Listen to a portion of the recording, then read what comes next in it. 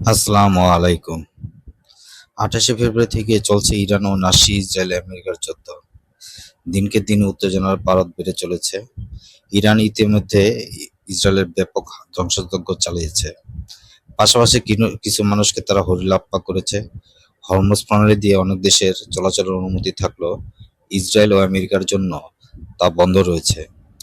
Hormuz প্রণালী খুলতে America, Europe সহ মধ্যপ্রাচ্যের দেশগুলোকে মার্কিনদের পক্ষে আনার চেষ্টা করেও পারেনি। ইউরোপ এটা আমেরিকার যুদ্ধ বলে চালিয়ে দিয়েছে। দেশগুলো তাদের আকাশসীমা যুদ্ধের জন্য ব্যবহার করতে দেয়নি আমেরিকাকে। ক্রুড অয়েলের দাম বাড়ছে রকেটের গতিতে। দখলদার বাহিনী গণমাধ্যমের উপর নিষেধাজ্ঞা দেওয়ার কারণে অনেক খবর মানুষের অগোচরে রয়েছে।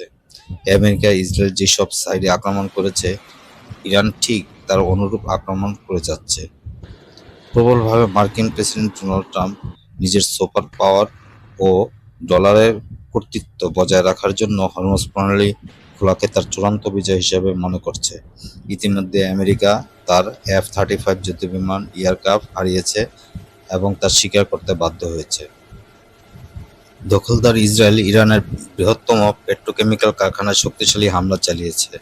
এই ব্যাপারে আল আরাবিয়া ইংরেজি পত্রিকা একটি বিস্তারিত প্রতিবেদন প্রকাশ করেছে। ইসরায়েলের প্রতিরক্ষা মন্ত্রী কটিস সোমবার এই ঘোষণা করেছেন। ইরানের দক্ষিণে পার্স প্রাকৃতিক গ্যাস ক্ষেত্রে পরিষেবা দিয়ে থাকে। বিশ্বের বৃহত্তম পরিচিত গ্যাস রিজার্ভ হিসাবে এটি পরিচিত।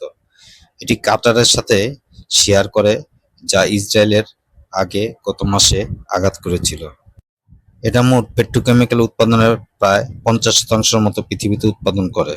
ইসরায়েল শনিবার দক্ষিণ-পশ্চিম খুজেস্তান প্রদেশের মাসর পেট্রোকেমিক্যাল স্পেশাল জোনে এই ধরনের হামলা চালায়।